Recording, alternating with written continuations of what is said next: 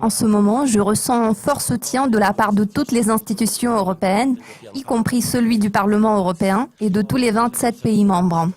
En réalité, c'est l'Union européenne qui doit décider de garantir ou non un accès à son marché. La question n'est pas de savoir si oui ou non la Grande-Bretagne veut en bénéficier. Professeur Jeremy Badstone-Carr.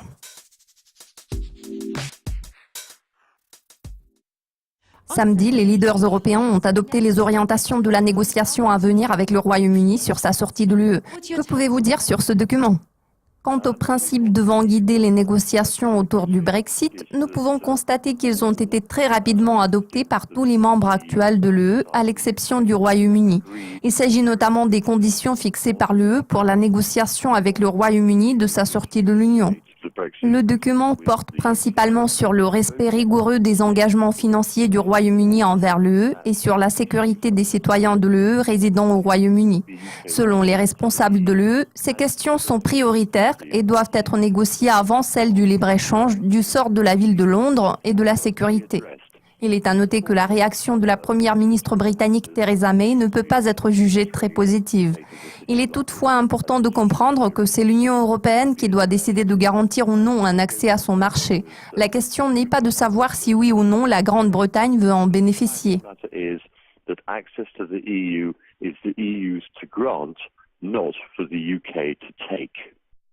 Ce dimanche, les États-Unis et la Corée du Sud ont terminé leurs exercices militaires conjoints annuels tout en poursuivant leurs manœuvres navales.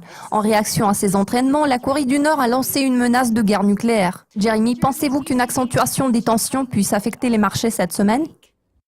Je pense qu'il est très difficile pour les marchés financiers d'intégrer l'éventuel impact des tensions entre les Corées. En effet, il serait juste de dire que les conséquences des développements géopolitiques et même celles des événements politiques sont difficilement prévisibles aux yeux des marchés. Historiquement, il en a toujours été ainsi depuis le début de la Première Guerre mondiale. Par exemple, en juillet 1914, il a fallu que le quotidien The Times annonce que la guerre avec l'Allemagne serait inévitable pour que les marchés financiers réagissent à la menace. Il faut bien l'admettre, le risque d'une guerre nucléaire avec la Corée du Nord ne date pas d'hier. En réalité, les marchés financiers ont essayé d'intégrer un éventuel impact des entraînements des forces armées américaines à proximité des eaux coréennes. Les Chinois ont également été mobilisés. La réaction des investisseurs témoigne clairement de leur espoir que les risques associés à la Corée du Nord peuvent être maîtrisés. Je peux constater que le won sud-coréen a affiché une bonne performance par rapport au rand sud-africain et au peso mexicain. La dynamique du marché boursier de la Corée du Sud a été très positive. Il est très rare d'observer ce genre de tendance sur un marché financier qui s'apprête à un éclatement d'une guerre. Dans ce cas concret, il s'agit d'une guerre avec la Corée du Nord. Ce vendredi, nous découvrirons les données sur le taux de croissance du PIB au sein de la zone euro. Les analystes tablent sur une légère amélioration. Vu la montée de l'euroscepticisme en France, en pleine période d'élection présidentielle, ces chiffres pourraient-ils se refléter sur l'issue du scrutin ?